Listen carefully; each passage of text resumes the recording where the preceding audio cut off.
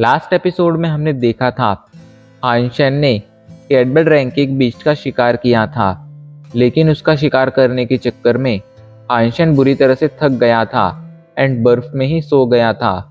तब वहां पर आकर ग्वेन नाम की एक लड़की ने उसकी मदद की थी। ग्वेन आइंस्टाइन को अपने शेल्टर स्टारविल शेल्टर लेकर आई थी, लेकिन वहां जाकर जब वो देखते हैं तो उन्हें पता चलता है कि स्टारविल शेल्टर पर एक रॉयल स्पिरिट ने हमला कर दिया है। ग्वेन अपने साथियों की मदद के लिए जाने लगती है तो आइंस्टाइन उसे रोकता है। अब आगे ग्वेन जाते हुए कहती है, मैं नहीं रुक सकती हूँ। अगर आज मैं यहाँ पर रुक गई तो हम अपना ये शेल्टर खो देंगे, एंड अगर हमने एक बार अपना ये शेल्टर खो दिया तो हम अपना घर तो खो ही देंगे, साथ ही साथ हमारे लिए दोबारा रोका प्लैनेट लौटना भी बहुत ज़्यादा मुश्किल हो जाएगा। ये कहकर वो जाकर अपने साथियों की मदद करने लगती है। आइंस्टाइन अभी के लिए दूर से सभी नज़ारे को देख रहा था। वहाँ पर एक रॉयल स्पिरिट थी जो बहुत से बीस्टों को कमांड कर रही थी, जिनमें से लगभग 7 बीस्ट कैडबर्ड रैंक के थे। आइंस्टाइन वैसे तो इस मैटर में नहीं पड़ना चाहता था, लेकिन ग्वेन ने उसकी बिना वजह मदद की थी। ऐसे में आइंस्टाइन भी उसकी मदद करना चाहता था, लेकिन रॉयल स्पिरिट के कमांड में 7 कैडबर्ड रैंक के बीस्ट थे। ऐसे में आइंस्टाइन के लिए उसे मारना भी बहुत ज़्यादा मुश्किल होने वाला था। इधर स्टारविल शेल्टर के बाहर स्टारविल शेल्टर का लीडर लीजिंग अकेला ही बहुत से कैडबर्ड रैंक के बीस्ट से लड़ रहा था। उसके साथी भी उसके साथ थे एंड वो सभी मिलकर इन कैडबर्ड रैंक के बीस्ट को शेल्टर से दूर रख रहे थे, क्योंकि अगर एक बार इस कैडबर्ड रैंक के बीस्ट शेल्टर के पास पहुंच जाते तो ये बहुत इजीली शेल्टर को डिस्ट्रॉय कर सकते थे। लेकिन इतना सब करने के बावजूद सिचुएशन बद से बदतर होती जा रही थी। तभी एक कैडबर्ड रैंक का बीस्ट शेल्टर के बाउंड्री वॉल को तोड़ देता है, जिस कारण एक के बाद एक बहुत सारे बीस्ट शेल्टर के अंदर घुसने लगते हैं। शेल्टर के अंदर मौजूद लोग इन्हें रोकने की कोशिश करने लगते हैं, लेकिन ये बीस्ट बहुत ज़्यादा थे एंड बहुत ज़्यादा पावरफुल थे। ऐसे में उनके लिए इन्हें ज़्यादा देर तक रोकना पॉसिबल नहीं था। लीजिंग जब ये देखता है तो वो सभी को जल्दी से टेलीपोर्टेशन डिवाइस के पास जाने के लिए कहता है एंड सभी को टेलीपोर्ट होकर रोका प्लैनेट लौटने के लिए कहता है। वो जानता था कि अब वो लोग ये जंग नहीं जीत पाएंगे, इसलिए उसने पीछे हटने का डिसीजन लिया था। सभी सिचुएशन की गंभीरता को समझ रहे थे, इसलिए सभी ने पीछे हटना शुरू कर दिया था। पर तभी एक बंदा चीख कर कहता है, वहाँ देखो, वहाँ कोई तो है जो अभी के लिए तेजी से रॉयल स्पिरिट की तरफ बढ़ रहा है। सभी लोग उस डायरेक्शन में देखने लगते हैं। वहाँ पर एक बंदा था जो बीस्टों की भीड़ में घुस चुका था एंड एक के बाद एक सभी बीस्ट को मारते हुए तेजी से रॉयल स्पिरिट की तरफ बढ़ रहा था। ग्वेन जब उस बंदे को देखती है तो तुरंत पहचान जाती है, क्योंकि ये वही बंदा था जिसकी उसने जान बचाई थी। कम से कम उसे तो ऐसा ही लगता था। आइंस्टाइन एक के बाद एक सभी बीस्टों को मारते हुए आगे बढ़े जा रहा था। अब वो यहाँ तक कैसे पहुँचा, तो थोड़ी देर पहले जब सिचुएशन सभी के हाथ से बाहर निकल चुकी थी, तब आइंस्टाइन ने डिसाइड किया था कि वो किसी भी तरह इन लोगों की मदद करेगा, लेकिन उसके पास कोई ऐसा पावरफुल वेपन नहीं था जिससे वो रॉयल स्पिरिट को मार सके। पर तभी वो देखता है कि शेबल बीस्ट को मारने पर जो उसे बीस्ट सोल मिली है वो असल में एक वेपन टाइप की बीस्ट सोल है। आइंस्टाइन जल्दी से अपने बीस्ट सोल को बाहर बुलाता है एंड उसके हाथ पर 2 पंजे आ जाते हैं। ये पंजे देखने में बहुत ज़्यादा खतरनाक लग रहे थे, बहुत ज़्यादा शार्प थे एंड इन पर जहर भी था। ऐसे में इनकी पावर बहुत ही ज़्यादा थी। अपने पास वेपन आ जाने की वजह से अब आइंस्टाइन कॉन्फिडेंट था कि उस रॉयल स्पिरिट को मार सकता है, लेकिन उसे डायरेक्टली कोई भी दाव नहीं खेलना था, क्योंकि उसकी स्ट्रेंथ इतनी ज़्यादा नहीं थी कि वो एक रॉयल स्पिरिट को मार सके। ऐसे में उसे सोच समझकर एक्शन लेना था, इसलिए उसने पीछे से रॉयल स्पिरिट की तरफ बढ़ना शुरू कर दिया था। एंड जब तक वो लोग उसे नोटिस कर पाए थे तब तक आइंस्टाइन आधा रास्ता पूरा कर चुका था। वो तेजी से आगे बढ़े जा रहा था। बीच में आ रहे सभी बीस्टों को मारता जा रहा था एंड उनके हमलों से बचने के लिए हेवनली गो का यूज़ कर रहा था। हेवनली गो का यूज़ करने की वजह से आइंस्टाइन उन बीस्टों के मूवमेंट को ट्रैक कर पा रहा था एंड उन्हें प्रेडिक्ट कर पा रहा था। इस वजह से उसके लिए आगे बढ़ना ज़्यादा मुश्किल नहीं था। सभी लोग दूर से इस नज़ारे को देख रहे थे एंड प्रे कर रहे थे कि उनका ये सेवियर रॉयल स्पिरिट को मारने में कामयाब हो जाए। इधर लीजिंग चीख कर कहता है, भाई मैं नहीं जानता हूँ तुम कौन हो, लेकिन मैं तुमसे रिक्वेस्ट कर रहा हूँ कि बस मेरे लिए उस रॉयल स्पिरिट को मार दो। इधर जब उस कैडबर्ड रैंक के बीस्ट देखते हैं कि रॉयल स्पिरिट खतरे में है, तो वो सभी पीछे हटते हुए रॉयल स्पिरिट की तरफ जाने लगते हैं। जब लीजिंग देखता है तो वो खुद जाकर उस कैडबर्ड रैंक के बीस्टों को रोक लेता है, जिसके बाद वो अपने साथियों से कहता है कि इनमें से किसी भी कैडबर्ड रैंक के बीस्ट को पीछे मत हटने देना एंड वापस मत जाने देना। ये सुनकर उसके सभी साथी भी काम पर लग जाते हैं। उन्होंने सभी के सभी कैडबर्ड रैंक के बीस्टों को रोक लिया था, जिस वजह से आइंस्टाइन के लिए आगे बढ़ना बहुत ज़्यादा आसान हो गया था। स्टारविल शेल्टर के सभी लोग जो उससे भर चुके थे एंड जो भी पावरफुल थे, वो आगे बढ़कर बीस्टों का सामना कर रहे थे। इधर आइंस्टाइन हेवनली गो का यूज़ करते हुए लगातार तेज़ी से आगे बढ़ता जा रहा था एंड रास्ते में आने वाले हर एक बीस्ट को मारता जा रहा था। रॉयल स्पिरिट ने भी उसे नोटिस कर लिया था। जब वो देखती है कि आइंस्टाइन उसके बहुत ज़्यादा पास पहुंच चुका है, तो एक इशारा करती है एंड उसके इशारा करते ही ज़मीन से अचानक से एक बीस्ट बाहर आ जाता है। ये बीस्ट बहुत ज़्यादा खतरनाक था एंड एक कैडबर्ड रैंक का बीस्ट था। इसका नाम स्टोन घोस्ट था एंड इस ज़मीन के अंदर से ट्रैवल कर सकता था। स्टोन घोस्ट आइंस्टाइन के आगे था, तो वहीं पीछे से कैडबर्ड रैंक का स्नेक, जिस पर वो रॉयल स्पिरिट खड़ी हुई थी, उसने आइंस्टाइन पर हमला कर दिया था। आइंस्टाइन के आगे कुआं था तो पीछे खाई थी एंड आइंस्टाइन बचकर भी भाग नहीं सकता था। ये देखकर सभी को लगता है कि उनका मसीहा, उनका सेवियर अब मरने वाला है। लेकिन तभी अचानक से आइंस्टाइन जल्दी से ज़मीन पर एक ज़ोरदार किक मारता है। जैसे वो किक मारता है, एक पावरफुल फोर्स निकलती है एंड वो हवा में बहुत ऊंचा उठ जाता है। हवा में किक मारकर आइंस्टाइन जल्दी से स्नेक के सर पर आ जाता है। वो अभी के लिए रॉयल स्पिरिट के सामने था, लेकिन उसके पीछे अभी भी स्टोन घोस्ट था। आइंस्टाइन जल्दी से खुद को फेरी क्वीन में बदलता है एंड स्टोन घोस्ट के हमले को डॉज कर रॉयल स्पिरिट की तरफ आगे बढ़ने लगता है। ये देखकर रॉयल स्पिरिट आइंस्टाइन पर अपनी तलवार से हमला कर देती है। सभी को लगा था कि आइंस्टाइन हमला डॉज करेगा, लेकिन आइंस्टाइन हमला डॉज नहीं करता है एंड वो हमला सीधा जाकर आइंस्टाइन के कंधे पर लग जाता है। लेकिन इसमें आइंस्टाइन को मौका मिल गया था रॉयल स्पिरिट के करीब जाने का। वो तुरंत रॉयल स्पिरिट के पास पहुंचकर अपने पंजों से उस पर हमला कर देता है एंड आइंस्टाइन के हमले की वजह से वो पावरफुल रॉयल स्पिरिट वहीं पर मारी जाती है। आइंस्टाइन के हमले ने उस रॉयल स्पिरिट को मार दिया था। रॉयल स्पिरिट के मरते ही सभी ह्यूमंस बहुत ज़्यादा जोश में आ जाते हैं।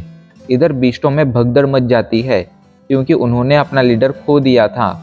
इसलिए सभी ह्यूमंस आगे आकर एक के बाद एक बीस्टों को मारने लगते हैं, क्योंकि भगदड़ में फंसे बीस्टों को मारना बहुत ज़्यादा आसान होता था। इधर रॉयल स्पिरिट को मारने के बाद आइंस्टाइन स्टोन घोस्ट के पीछे पड़ जाता है। वो स्टोन घोस्ट पर हमला करने लगता है, लेकिन स्टोन घोस्ट भी कमज़ोर नहीं था। वो अपने पंचेस से आइंस्टाइन के हर एक हमले का सामना कर लेता है। आइंस्टाइन के हमलों ने उसे गुस्सा दिला दिया था, इसलिए वो जल्दी से अपनी वायलेंट स्टेट एक्टिवेट करता है। वायलेंट स्टेट एक्टिवेट करते ही उसकी पावर बहुत ज़्यादा बढ़ जाती है। ये देखकर आइंस्टाइन सावधान हो जाता है, लेकिन तभी अचानक से स्टोन घोस्ट भागना शुरू कर देता है। आइंस्टाइन ये देखकर समझ जाता है कि वायलेंट स्टेट का यूज़ कर स्टोन घोस्ट बस वहाँ से भागना चाहता है। उसे आइंस्टाइन से लड़ने की कोई इच्छा नहीं है, लेकिन ये देखकर आइंस्टाइन उस पर कई हमले करता है एंड इससे पहले कि वो भाग पाता, आइंस्टाइन अपने पंजों से उसे घायल कर देता है। उसके पंजों में जहर था, ऐसे में घायल होने की वजह से ये घोस्टोन ज़रूर मर जाता। घायल होने के बाद वो घोस्टोन वहाँ से भागने लगता है, तो आइंस्टाइन भी उसका पीछा करने लगता है। घोस्टोन बहुत ज़्यादा पावरफुल था, ऐसे में वो इजीली तो नहीं मर सकता था, लेकिन शैबल बीस्ट के पंजों में मौजूद जहर भी बहुत ज़्यादा खतरनाक था। ऐसे में कभी ना कभी तो ये बीस्ट मारा ही जाता। आइंस्टाइन इस बीस्ट का पीछा करते हुए लगातार आगे बढ़े जा रहा था।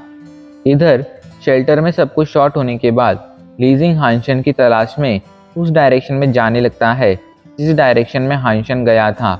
वो अपने सेवियर से मिलकर उसे और ज़्यादा जानना चाहता था एंड उसे थैंक यू भी बोलना चाहता था। इधर आइंस्टाइन लगभग 1-2 घंटे तक उस बीस्ट का पीछा करता रहता है एंड फाइनली 2 घंटों बाद वो घोस्टोन मारा जाता है। उसके मरते ही हाइंशन की पावर स्क्रीन पर नोटिफिकेशन आता है। वायलेंट स्टेट में कन्वर्टेड स्केटबर्ड रैंक का बीस्ट घोस्टोन मारा गया। आपको वायलेंट स्टेट में कन्वर्टेड घोस्टोन बीस्ट की बीस्ट सोल हासिल हुई है। इसका मीट कंज्यूम नहीं किया जा सकता है। हाइंशन बहुत ज़्यादा खुश था। वो जल्दी से घोस्टोन की बीस्ट सोल को बाहर बुलाता है, लेकिन जब वो उसका टाइप देखता है तो बेचारा परेशान हो जाता है, क्योंकि घोस्टोन की बीस्ट सोल टैटू टाइप की बीस्ट सोल थी। हाइंशन को अभी तक यही पता नहीं चला था कि उसकी पहली टैटू टाइप की बीस्ट सोल मतलब ब्लड ईगल की बीस्ट सोल का यूज़ क्या है। ऐसे में अब ये दूसरी टैटू टाइप की बीस्ट सोल आखिर किस तरह उसके काम आ सकती थी, ये उसे समझ नहीं आ रहा था। हाइंशन प्रे कर रहा था कि उसे कोई आर्मर मिले, लेकिन उसे एक टैटू टाइप की बीस्ट सोल मिली थी, इसलिए वो निराश था, लेकिन फिर भी वो इसका यूज़ करता है। अचानक से उसे अपने अंदर एक अजीब सी एनर्जी फील होती है, जिसके बाद उसके मन में एक अजीब सी फीलिंग आती है। पता नहीं उसके दिमाग में क्या आता है, एंड वो अपने शैबल पंजों से अपने हाथ पर एक जोरदार हमला करता है, लेकिन इतना पावरफुल हमला लगने के बावजूद उसके हाथों पर एक खरोंच तक नहीं आती है। ये देखकर हाइंशन जोर जोर से हंसने लगता है। उसे समझ आ गया था कि आखिर इस घोस्टोन की बीस्ट सोल किस काम आती है। घोस्टोन की बीस्ट सोल कोई आर्मर नहीं थी, लेकिन जब भी हाइंशन इसका यूज़ करता था तो उसकी बॉडी किसी मेटल जैसी कठोर हो जाती थी। वो इतनी ज़्यादा कठोर हो जाती थी कि एक स्केटबर्ड रैंक का हथियार भी उस पर एक मार्क तक नहीं छोड़ सकता था। भले ये कोई आर्मर नहीं था, लेकिन इसकी प्रोटेक्शन आर्मर जैसी ही थी, इसलिए हाइंशन बहुत ज़्यादा खुश था। अब वो अपने पास मौजूद शैबल बीस्ट को खाना शुरू कर देता है। इस वजह से उसे स्केटबर्ड रैंक की जीन पॉइंट्स मिलने लगते हैं एंड हाइंशन की पावर और ज़्यादा बढ़ने लगती है। वो शैबल बीस्ट को खा ही रहा था, तभी वहाँ पर एक आदमी आ जाता है जो अपनी सवारी पर वहाँ पर आया था। जब हाइंशन उसे देखता है तो उसे पता चलता है कि स्टारविल शेल्टर का लीडर लीजिंग है। लीजिंग हाइंशन को देखते ही कहता है, दोस्त परेशान मत हो, मैं यहाँ पर किसी बुरे इरादे से नहीं आया हूँ। तुमने हमारे शेल्टर को बचाने में मेरी मदद की थी, इसलिए उसके लिए मैं तुम्हें थैंक यू बोलने आया हूँ। तो हाइंशन कहता है, अगर तुम्हें सिर्फ थैंक यू बोलना था तो तुम्हें इतने दूर तक नहीं आना चाहिए था। तुम्हें थैंक यू बोलने की कोई ज़रूरत नहीं है।